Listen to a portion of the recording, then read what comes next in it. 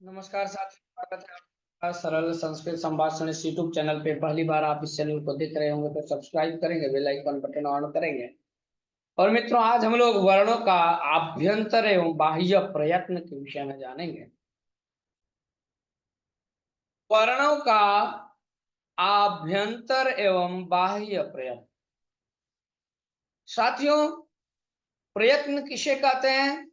तो कई वर्णों के उच्चारण करने की चेष्टा को प्रयत्न कहते हैं। प्रयत्न दो प्रकार का होता है, आभ्यंतर प्रयत्न पहला, दूसरा बाह्य प्रयत्न। यत्नो द्विधा, यत्न दो प्रकार का है, आभ्यंतरो बाह्यश्च। एक आभ्यंतर प्रयत्न, दूसरा बाह्य। आभ्यंतर प्रयत्न किसे कहते हैं? कहते हैं आभ्यंतर का अर्थ है भीतर। आभ्यंतर प्रयत्न से तात्पर्य उस चेष्टा से है जो वर्णों के उच्चारण के पूर्व मुख के अंदर होती है। आभ्यंतर प्रयत्न 5 प्रकार का होता है। पहला, स्पृष्ट।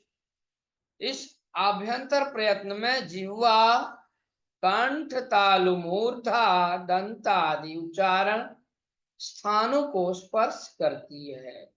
याद रखें, जो पहला जो आभ्यंतर प्रयत्न जो स्पृष्ट है, इसमें जिह्वा कंठ, तालु, मूर्धा, दंत आदि उच्चारण स्थानों को स्पर्श करती है, इसीलिए इन्हें स्पर्श वर्ण कहते हैं।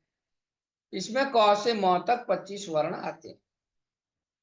स्पृष्टम प्रयत्नम स्पर्शानाम, यहां लिखा भी है।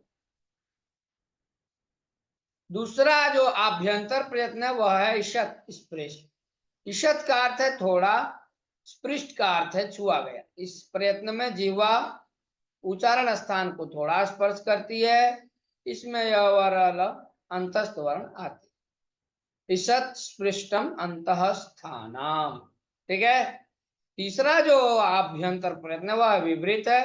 विवृत का अर्थ है खुला हुआ। इनके उच्चारण में मुंह खोलना पड़ता है। यह प्रयत्न स्वरों का है, इसलिए कहते हैं विवृतम स्वराणाम।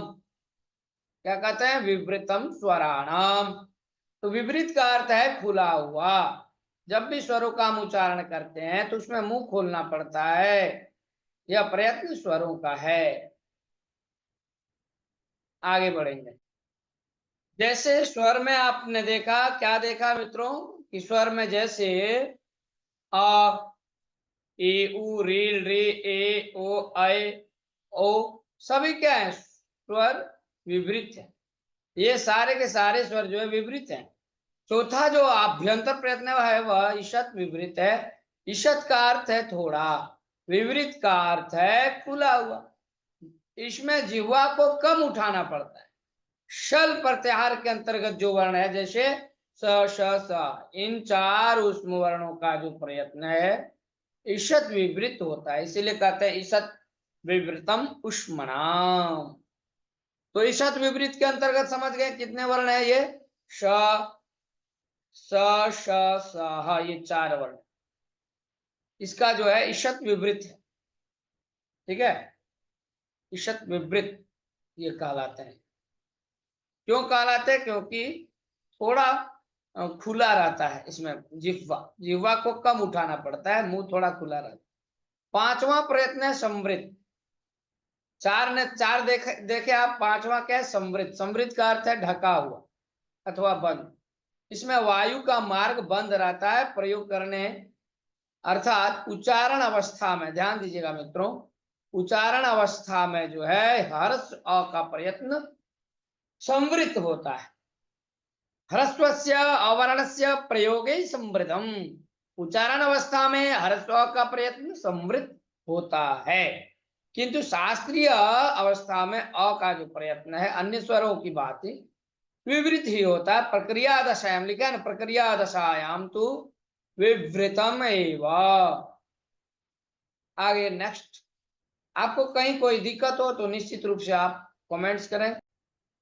मित्रों, आभ्यंतर प्रयत्न 5 प्रकार का होता है, जो कि हम लोग पहले ही पढ़ चुके हैं। और आइए एक बार फिर से हम इसका उच्चारण करके देख लेते हैं। तो अभ्यंतर प्रयत्न में पहला जो है स्पृष्ट है, दूसरा ईषद स्पृष्ट, तीसरा ईषद विपरीत, चौथा विपरीत, पांचवा संवृत। स्पृष्ट के अंतर्गत क से म तक आ गया। ईषद स्पृष्ट अंतस्थ वर्ण में जो वर्ण है, अंतस्थ यण यण प्रत्याहार के अंतर्गत य वर्ण या ईषद स्पृष्ट हो गए। और ईषद विवृत शल प्रत्याहार के अंतर्गत जो वर्ण है स श स, ये ईषद विवृत है। विवृत स्वराणाम, विवृतम स्वराणाम अर्थात अच प्रत्याहार के अंतर्गत जो वर्ण ये विवृत कहलाए, और समृत को हम हरस्व अ को समृत कहेंगे। तो इस प्रकार से अभ्यंतर प्रयत्न 5 प्रकार के होते हैं। स्पृष्ट, ईषद स्पृष्ट, ईषद विवृत, विवृत और समृत। आप इसे मन और मस्तिष्क में बैठा लें साथियों। नेक्स्ट आगे बढ़ेंगे। अभ्यंतर प्रयत्न के बाद मित्रों हम जानेंगे बाह्य प्रयत्न के विषय में। बाह्य प्रयत्न आप जान रहे हैं 11 प्रकार के होते। कितने प्रकार के? 11 प्रकार के। मुख से जब वर्ण बाहर निकलने लगते हैं उस समय उच्चारण की जो चेष्टा होती है उसे बाह्य प्रयत्न, ध्यान दीजिएगा।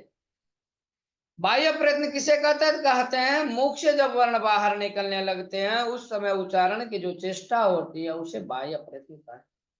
बाह्य प्रयत्न 11 प्रकार का होता है। बाह्य प्रयत्नस्तु एकादशधा। कितने प्रकार के होते हैं मित्रों बाह्य प्रयत्न? तो 11 प्रकार। कौन कौन? तो कहे पहला होता है विवार, दूसरा संवार, तीसरा श्वास, चौथा नाद, पांचवा घोष, छठा घोष, सातवां अल्प प्राण, आठवां महाप्राण, नौवां उदात, 10वां अनुदात और 11वां है त्वरित। ये 11 प्रकार के बाह्य प्रयत्न होते हैं। विवार, संवाद, ठीक है, विवार, संवार, श्वास, नाद, घोष, अघोष, अल्प प्राण, महाप्राण, उदात, अनुदात, स्वरित। तो विवार, श्वास, अघोष ये जो 3 देख रहे हैं, ये तीनों का जो उच्चारण का जो क्रम है, इसका जो वर्ण है, तो कहे खर प्रत्याहार। खर प्रत्याहार माने ख, फ, छ, ठ, थ, च, ट, त, क, प, स, ष, त। बोल रहे हैं इसके अंतर्गत, खर प्रत्याहार के अंतर्गत जो आने वाले वर्ण हैं, तो खर प्रत्याहार के अंतर्गत आने वाले वर्णों का बाह्य प्रयत्न विवार, श्वास, अघोष होगा। खरो विवारा श्वासा अघोषाश्च, ये कहा गया, ध्यान दीजिएगा। आपने अभी जाना बाह्य प्रयत्न 11 प्रकार के होते हैं, ठीक है। कौन कौन? तो विवार, संवार, श्वास, नाद, घोष, अघोष, अल्पप्राण, महाप्राण, उदात, अनुदात, त्वरित। अब विवार, श्वास, अघोष के विषय में हम जाने कि जो खर प्रत्याहार के अंतर्गत जो वर्ण आते हैं, तो खर प्रत्याहार के अंतर्गत कौन सा वर्ण आते हैं? तो प्रत्येक वर्ग का दूसरा वर्ण। क्या? तो बोले ख, फ, छ, ठ, थ, च, ट, त, क, प, स, ष, त, ये वर्ण आते बोले। तो ये जो वर्ण है, इन वर्णों का जो बाह्य प्रयत्न है वह विवार है। ध्यान दीजिएगा। ख, फ, छ, ठ, थ, च, ट, त, क, प, श, स का जो बाह्य प्रयत्न है वो क्या है? तो विवार है, श्वास है और अघोष है। 3 है इन वर्णों का बाह्य प्रयत्न। कौन कौन है? पहला विवार, दूसरा श्वास, तीसरा अघोष। तो विवार, श्वास, अघोष होता है इन खर प्रत्याहार अंतर्गत वर्णों का बाह्य प्रयत्न। अब आगे बढ़ेंगे हम। इसमें कोई दिक्कत हो आपको समझने में तो आप प्रश्न निश्चित कर सकते हैं। तो इस प्रकार से मित्रों ये जो खर प्रत्याहार के अंतर्गत वर्ण आते हैं ख, फ, छ, ठ, थ, च, ट, त, क, प, श, स, ठीक है, ये विवार, श्वास और अघोष कहलाते हैं। अर्थात बाह्य प्रयत्न के अंतर्गत हम इसे विवार, श्वास और अघोष मानेंगे। खरो विवारा श्वसा अघोषाश्च। नेक्स्ट आगे बढ़ेंगे।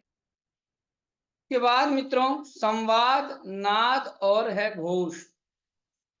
तो कहते हैं कि हस प्रत्याहार, हस का मतलब ह य व र ल य मंगण न झब घट ध झब घट ध। बोले जो हस प्रत्याहार के अंतर्गत जो वर्ण है मित्रों, तो हस प्रत्याहार के अंतर्गत आने वाले सभी व्यंजन वर्णों का बाह्य प्रयत्न संवार, नाद, घोष होगा। हस प्रत्याहार में जितने भी वर्ण आते हैं, ठीक है, इन व्यंजन वर्णों का जो बाह्य प्रयत्न है वह संवार, नाद और घोष होगा। हस संवारा नादा घोषाश्च। इसे संक्षेप में सन्नाघो हसा भी कहते। आगे बढ़ेंगे मित्रों, एक एक बिंदु को आप क्रमशः पढ़ते चलें, नोट करते चलें।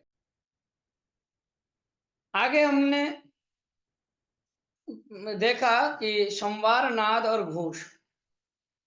संवार, नाद, घोष अर्थात ह य व र ल य म ग न न झ भ घ ढ ध ज भ ग ढ ध, ये पूर्व में हम लोगों ने देखा। इसके बाद अल्प प्राण के विषय में जानेंगे। अल्प प्राण का अर्थ है थोड़ा, प्राण का अर्थ होता है वायु। जिस वर्ण से बोलने के लिए भीतर से कम वायु फेंकना पड़े उसे मित्रों अल्प प्राण का है। ध्यान दीजिएगा, जिस वर्ण से बोलने के लिए भीतर से कम वायु फेंकना पड़े उसे क्या कहेंगे हम? उसे हम अल्प प्राण कहेंगे। ठीक है, आगे बढ़ेंगे। अब वर्गों के जो प्रथम, तृतीय और पंचम वर्ण है, ध्यान दीजिएगा, वर्गों के प्रथम, तृतीय और पंचम वर्ण यण है, यण कहने का अर्थ य व र ल, इन वर्णों का जो बाह्य प्रयत्न होगा वो अल्प प्राण। प्रत्येक वर्ग का प्रथम, प्रथम वर्ग जैसे क, तृतीय वर्ग ग, पांचवा वर्ग ङ। ठीक है, तो प्रत्येक वर्ग का जो है प्रथम, तृतीय और पंचम वर्ग और यण का बाह्य प्रयत्न अल्प प्राण होगा। यहाँ लिखा भी है वर्गाणाम प्रथम, तृतीय, पंचम यणश्च अल्प प्राणा। इस बॉक्स को देखेंगे तो आप अल्प प्राण समझ जाएंगे। ये देखिए, ये सारे अल्प प्राण हैं, प्रत्येक वर्ग के प्रथम, तृतीय और पंचम आप देख पा रहे हो। क वर्ग, क वर्ग में क ग ङ, च वर्ग में च ज य, उसी तरह ट वर्ग, त वर्ग, प वर्ग और लास्ट है यण। यण प्रत्याहार के अंतर्गत कौन कौन से वर्ण आते हैं? य, व, र और ल, ये चार वर्ण आते हैं। इस प्रकार से मित्रों, इस प्रकार 19 व्यंजन वर्णों का बाह्य प्रयत्न अल्प प्राण होगा। ये जो 19 आप देख रहे हैं, ठीक है, क वर्ग, च वर्ग, ट वर्ग, त वर्ग, प वर्ग, 3, 6, 9, 12, 15 और 4, 19, इन 19 वर्णों का जो बाह्य प्रयत्न होगा वो अल्प प्राण होगा। ठीक है, अब मित्रों हम लोग महाप्राण के विषय में जानेंगे। महाप्राण, महा का अर्थ है अधिक या ज्यादा, प्राण का अर्थ हुआ वायु। जिस वर्ण को बोलने के लिए भीतर से अधिक वायु फेंकना पड़े उसे हम क्या कहेंगे? उसे हम महाप्राण कहेंगे, उसे महाप्राण कहते हैं। वर्गों के द्वितीय, चतुर्थ और शल अर्थात शशः, इन वर्णों का जो बाह्य प्रयत्न होगा वह मित्रों महाप्राण होगा। ध्यान दीजिएगा, वर्गों के द्वितीय, चतुर्थ, शल वर्णों का, और शल जो प्रत्याहार के अंतर्गत वर्ण है, इन वर्णों का जो बाह्य प्रयत्न होगा वह क्या होगा? महाप्राण होगा।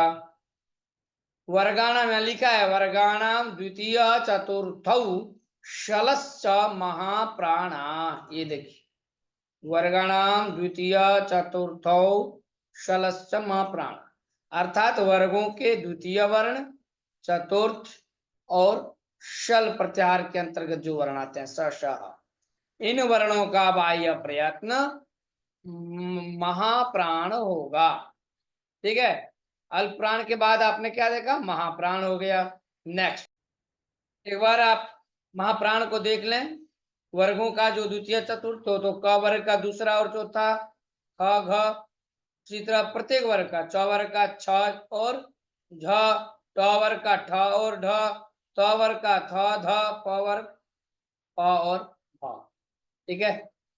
इस प्रकार मित्रों कुल 14 व्यंजन वर्णों का बाह्य प्रयत्न क्या होगा? महाप्राण होगा। इन 14 व्यंजन वर्णों का बाह्य प्रयत्न महाप्राण होगा। तो ये 14 वर्ण देख लिए, क वर्ग, च वर्ग, ट वर्ग, त वर्ग, प वर्ग और सल प्रत्याहार अंतर्गत जो वर्ण आए वे। जब आज मित्रों आपको ध्यान देना है, क्या ध्यान दे? तो बोले किसी भी वर्ण का 4 बाह्य प्रयत्न होगा। यदि वर्ण हस्त प्रत्याहार का है तो संवार नाद घोष के साथ अल्प प्राण। समझ गए? किसी भी वर्ण का जो है 4 क्या होगा? तो बोले 4 बाह्य प्रयत्न होगा। यदि वर्ण हस्त प्रत्याहार का है तो संवार नाद घोष 3 तो है, इसके साथ साथ अल्प प्राण। ठीक है। नेक्स्ट आगे बढ़ेंगे मित्रों। एक बार हम लोग फिर से देखेंगे। किसी भी वर्ण का 4 बाह्य प्रयत्न होगा। यदि वर्ण हस्त प्रत्याहार का है तो संवार नाद घोष के साथ साथ अल्प प्राण और महाप्राण में से कोई एक होगा। यदि वर्ण खर प्रत्याहार का है तो विवार श्वास अघोष के साथ साथ अल्पप्राण और महाप्राण में से कोई एक होगा। जैसे ह का जो है मित्रों संवार नाद घोष और महाप्राण होगा।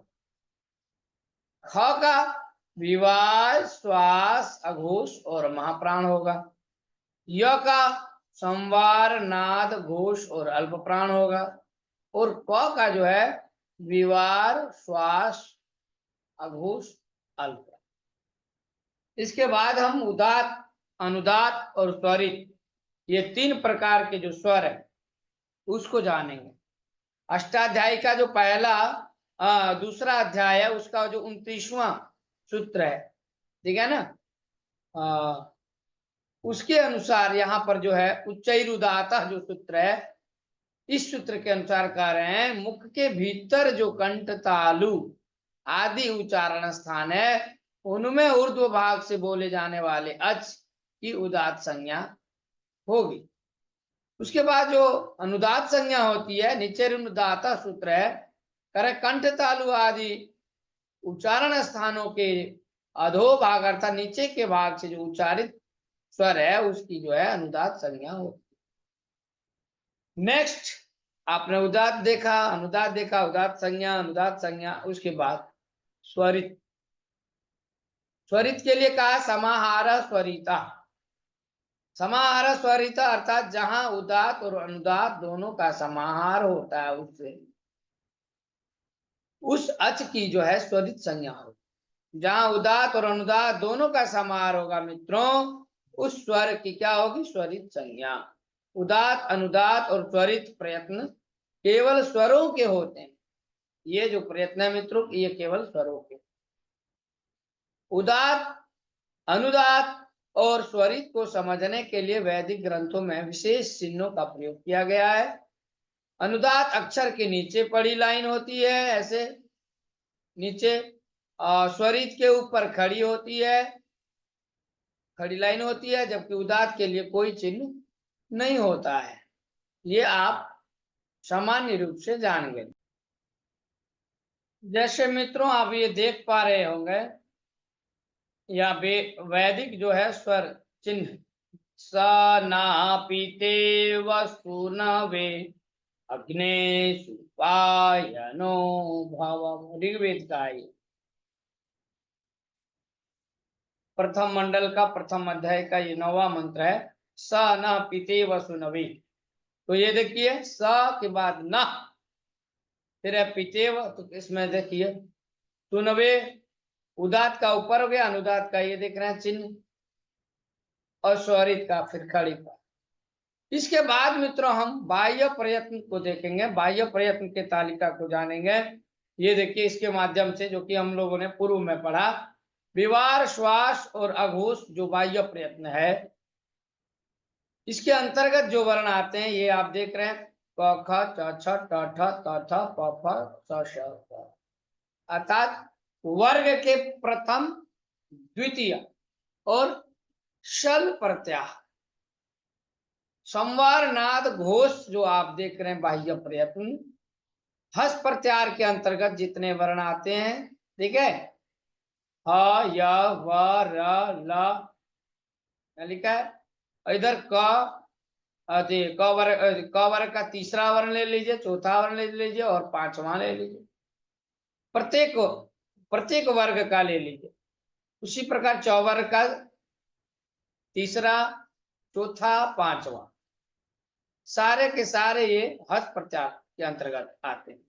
ऐसे आप देखें तो हय वरट का ह से ले ले, हय वर ल, हय वर य म ग न न झ भ घ ढ ध ज ब ग ड द। ये देखिए सारे के सारे आ गए।